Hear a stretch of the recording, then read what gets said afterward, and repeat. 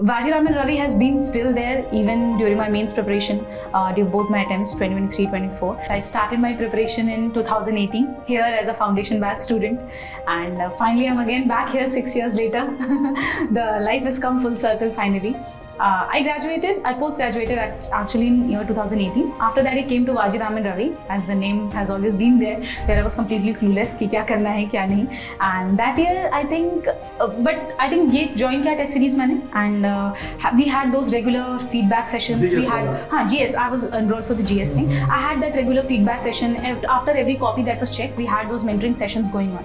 So उससे पता चलता था what is wrong, where I should add on, what is the changes I need to make, etc. So it went like that, and I really scored good in GS. Last year also it was 435 marks in GS 1, 2, 3, 4. Hello everyone, मेरा नाम योगेश राजौरिया है। मैंने इस साल UPSC Indian forest service में rank 23 हासिल की है। मैं शाजापुर का रहने वाला हूँ। मैंने अपनी स्कूलिंग केंद्रीय विद्यालय स्कूल भुसावल शहर महाराष्ट्र से की है। उसके बाद मैंने अपनी graduation computer science and engineering IIT ISM Dhanbad से की है।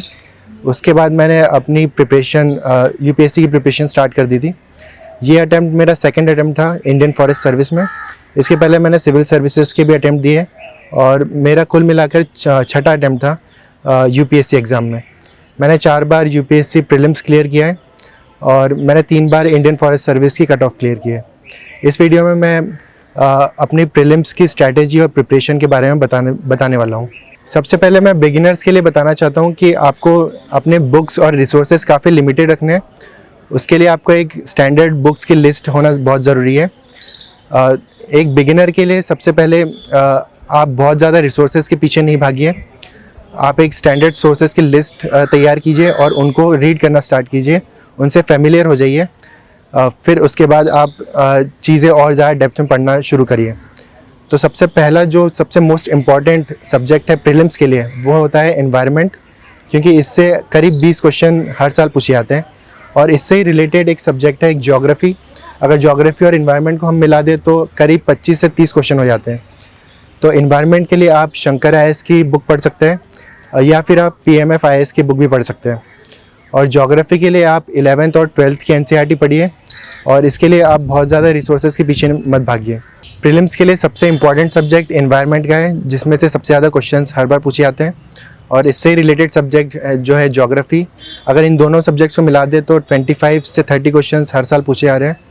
एनवायरनमेंट के लिए आप शंकर IAS की बुक पढ़ सकते हैं या फिर आप PMF IAS की बुक पढ़ सकते हैं। आपको दोनों पढ़ने की ज़रूरत नहीं है, दोनों में से कोई एक चूज़ कर लीजिए। अगर आप ऑनलाइन सॉफ्ट कॉपी में पढ़ना चाहते हैं तो आप PMF IAS पढ़िए, जो कि काफ़ी कलरफुल बुक है, तो आपका और ज़्यादा इंटरेस्ट बनेगा उसमें। ज्योग्राफी के लिए आप 11th और 12th क्लास की NCERT पढ़िए। अगर आपको कुछ चीज़ें समझ में नहीं आ रही है तो आप अमित सेन गुप्ता सर के YouTube लेक्चर से वो आप एक बार देख सकते हैं। इसके अलावा एनवायरनमेंट में और चीज़ें अगर आपको पढ़नी है तो वो करंट अफेयर्स से कवर हो जाएगी।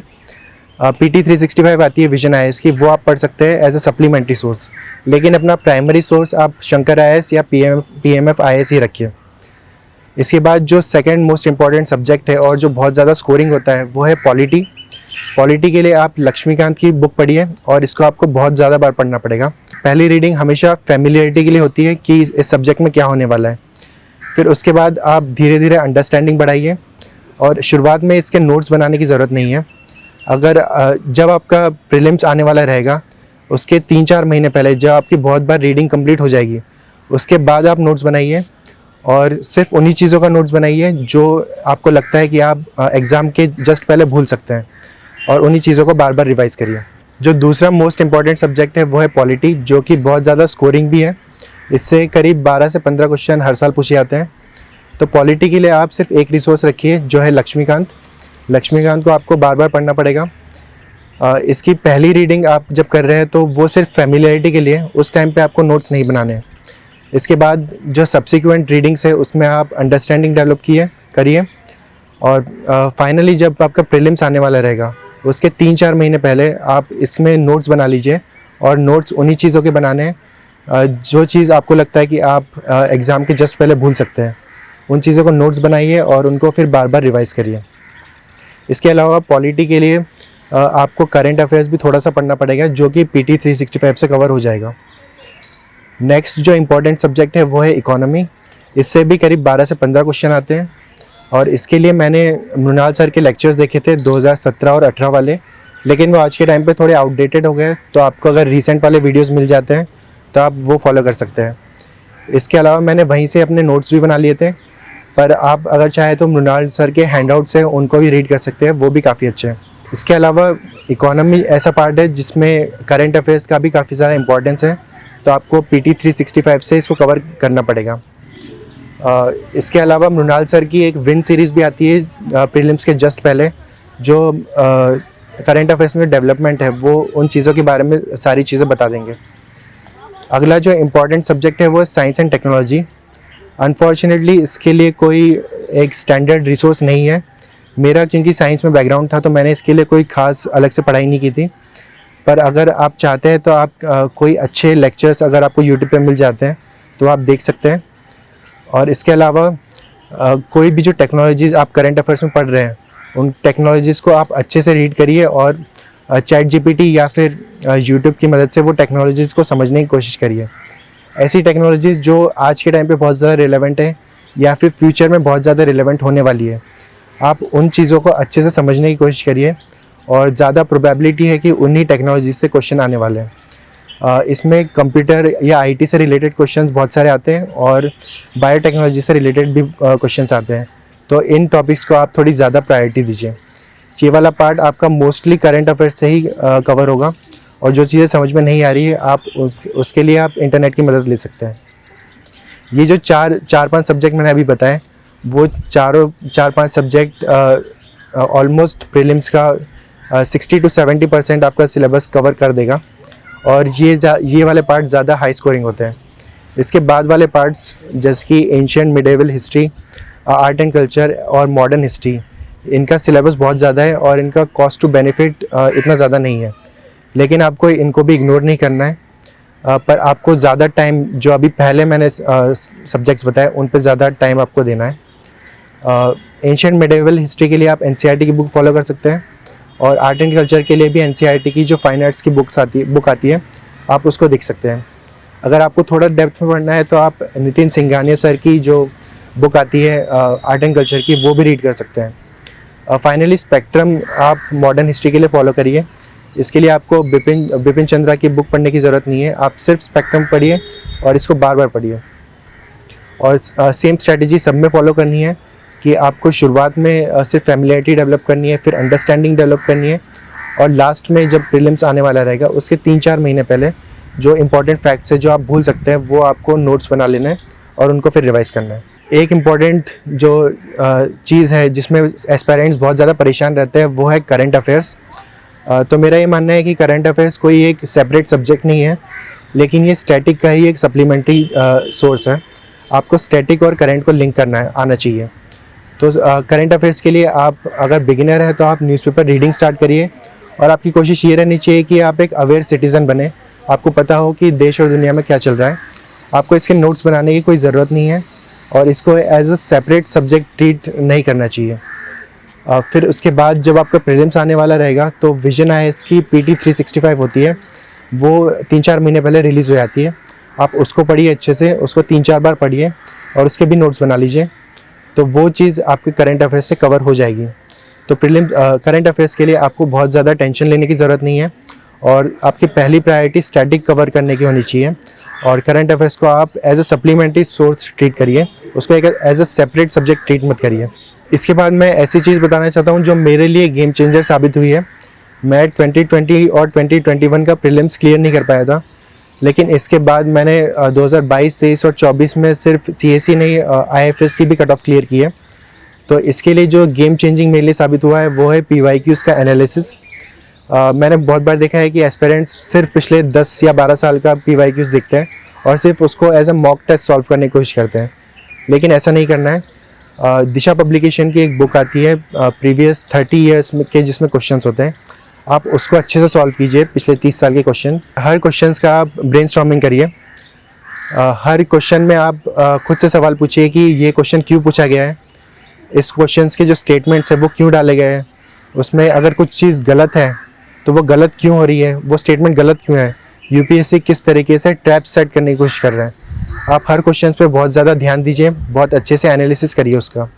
अगर आपको ये एनालिसिस करने में थोड़ी प्रॉब्लम हो रही है तो आप एक यूट्यूब चैनल है CSE मैट्रिक्स, उसके लेक्चर्स देख सकते हैं। उन्होंने बहुत अच्छे से PYQs का एनालिसिस किया है, आप उसकी मदद लीजिए और उसके बाद आप खुद से भी ब्रेनस्टॉर्मिंग करिए। ये चीज़ आपको बहुत ज़्यादा हेल्पफुल करेगी प्रीलिम्स के क्वेश्चन सॉल्व करने में, और प्रीलिम्स किस तरीके से ट्रैप सेट करता है, किस तरीके से उनका ट्रेंड होता है क्वेश्चंस का, और आपको थीम्स आइडेंटिफाई करने में बहुत मदद करेगी कि किस टॉपिक से बहुत ज़्यादा क्वेश्चंस पूछे जाते हैं। PYQs क्वेश्चन सॉल्व करने की मेरी स्ट्रैटेजी ये रहती थी कि प्रीलिम्स के 3-4 महीने पहले मैं रोज़ 50 क्वेश्चन PYQs सॉल्व करता था और उन पर बहुत ज़्यादा एनालिसिस करता था। करीब 1.5 से 2 घंटा मैं हमेशा PYQs को देता था। तो आप ऐसी स्ट्रैटेजी फॉलो कर सकते हैं आखिरी के 3-4 महीने में। अगर आप अभी से स्टार्ट करना चाहते हैं तो अभी भी आप 20 से 25 क्वेश्चंस रोज़ देखने की कोशिश करिए और PYQs को समझने की कोशिश करिए। आपकी प्रायोरिटी PYQs होनी चाहिए और मॉक टेस्ट के पीछे आपको भागना नहीं है, क्योंकि PYQs और मॉक टेस्ट के क्वेश्चंस में बहुत ज़्यादा डिफरेंस हो जाता है। तो आप पहले PYQs को अच्छे से समझने की कोशिश करिए। फाइनली मैं मॉक टेस्ट के बारे में बात करना चाहता हूँ। मॉक टेस्ट आपको देना है, पर ये मॉक टेस्ट आपको नॉलेज के लिए नहीं देना है, ये आपको प्रैक्टिस के लिए देना है। आपका पर्पज़ होना चाहिए टाइम मैनेजमेंट सीखना। इसके अलावा आप ये पता करिए कि आपका स्ट्रॉन्ग सब्जेक्ट कौन सा है, और जो आपका स्ट्रॉन्ग सब्जेक्ट है आप उसी सब्जेक्ट से स्टार्ट करने की कोशिश करिए अपने एक्चुअल एग्ज़ाम में।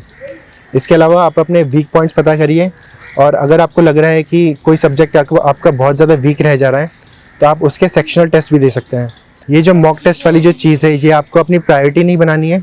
आपकी प्रायोरिटी होनी चाहिए बेसिक सब्जेक्ट को समझना, उसके बाद PYQs का एनालिसिस करना, फिर करंट अफेयर्स को पढ़ना, और उसके बाद अगर आपके पास टाइम रहता है तो फिर आप कोशिश करिए कि आप मॉक टेस्ट ज़्यादा से ज़्यादा सॉल्व करें। मॉक टेस्ट का एक और पर्पज़ होता है कि आप जो एग्ज़ाम हॉल वाली जो एंजाइटी होती है वो आप कम से कम कर पाएँ।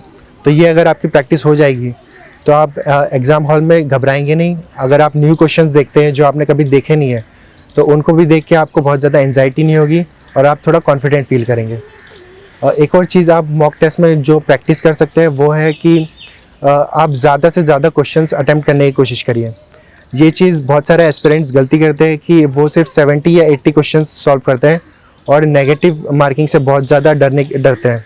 तो आपको ये नहीं करना है। आपकी कोशिश होनी चाहिए कि आप 90+ क्वेश्चन करें, और अगर आप टारगेट कर रहे हैं इंडियन फॉरेस्ट सर्विस की कट ऑफ का तो आप कोशिश करिए कि आप 95 से भी ज़्यादा क्वेश्चन करें। तो ये जो आपका डर है कि आप ज़्यादा क्वेश्चन करेंगे तो नेगेटिव मार्किंग हो जाएगी, ये डर आपको निकालना है, और इसके लिए मॉक टेस्ट काफ़ी ज़्यादा इंपॉर्टेंट है। फाइनली मैं ये कहना चाहता हूँ कि आप अपनी स्ट्रॉन्ग सब्जेक्ट्स को बहुत ज़्यादा स्ट्रॉन्ग करने की कोशिश करिए, और कोशिश करिए कि वो वाले सब्जेक्ट से आपके कोई भी गलत ना हो। जैसे कि मेरे लिए पॉलिटी बहुत ज़्यादा स्ट्रॉन्ग सब्जेक्ट था, तो मैं उसी सब्जेक्ट से हमेशा क्वेश्चन पेपर स्टार्ट करता था और कोशिश करता था कि इसमें 95% से ज़्यादा मेरी एक्यूरेसी आ जाए। तो उसके क्वेश्चंस मैं ज़्यादा से ज़्यादा अटैम्प्ट करने की कोशिश करता था। उसके जहाँ भी मुझे क्वेश्चंस मिलते थे, जैसे लक्ष्मीकांत के पीछे भी क्वेश्चंस दिए हुए हैं, तो वो भी मैं सारे क्वेश्चन सॉल्व करने की कोशिश करता था। लास्टली मैं ये कहना चाहता हूँ कि जब आप प्रीलिम्स के लिए पेपर देने के लिए जा रहे हैं तो आप थोड़ा कॉन्फिडेंटली जाइए। अगर आपको ऐसा लग रहा है कि कोई क्वेश्चंस बहुत ही आउट ऑफ द ब्लू आ गया है तो आप ये अपने अंदर कॉन्फिडेंस रखिए कि अगर मुझसे नहीं हो पा रहा है ये क्वेश्चन तो शायद किसी ने भी नहीं पढ़ा होगा। और अगर आपको थोड़ा भी आइडिया है किसी भी क्वेश्चंस का तो आप उसको छोड़िए नहीं, आप उसको ज़रूर अटैम्प्ट करिए। आपको ज़्यादा से ज़्यादा क्वेश्चंस करने हैं। अगर आप 70 से 80 क्वेश्चन करेंगे तो आपके चांसेस बहुत ही कम हो जाएंगे प्रीलिम्स क्वालिफाई करने के लिए। और अगर आप 90 से ज़्यादा क्वेश्चंस करने की कोशिश करते हैं तो आपके चांसेस ज़्यादा अच्छे रहेंगे क्वालिफाई करने के लिए। एक और चीज़ मैं लास्ट में बोलना चाहता हूँ कि आप अपने फिज़िकल हेल्थ का भी ज़रूर ध्यान दीजिए। हम लोग UPSC के लिए जब पढ़ाई करते हैं तो बहुत ज़्यादा देर तक हम बैठे रहते हैं, तो उससे बैक पेन की समस्या भी बहुत ज़्यादा हो सकती है, या फिर आपका वज़न बहुत ज़्यादा बढ़ सकता है, तो उससे भी आपको तकलीफ़ हो सकती है। तो आप कोशिश करिए कि आप थोड़ा फिज़िकल हेल्थ पर भी ज़्यादा ध्यान दें। आप थोड़ी सी एक्सरसाइज करें या वॉकिंग भी ज़रूर करें। आप बैलेंस करके रखिए स्टडीज़ को और अपनी हेल्थ और अपनी हॉबीज़ को भी ज़रूर परस्यू करिए।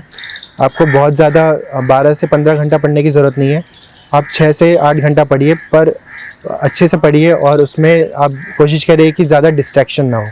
लास्टली मैं दिल्ली नॉलेज टेक को थैंक यू करना चाहता हूँ कि जिन्होंने मुझे अपॉर्चुनिटी दी कि मैं अपनी प्रिपरेशन स्ट्रेटजी सबके साथ शेयर कर सकूँ। और फाइनली मैं सबको बेस्ट ऑफ लक बोलना चाहता हूँ जो आने वाले प्रीलिम्स के लिए तैयारी कर रहे हैं और जो प्रीलिम्स देने वाले हैं। आप अगर आप अपनी प्रिपरेशन के साथ ऑनेस्ट है और आप हार्ड वर्क कर रहे हैं और आप कंसिस्टेंटली हार्ड वर्क कर रहे हैं तो आपको प्रीलिम्स में सफलता ज़रूर मिलेगी। Thank you everyone and best of luck.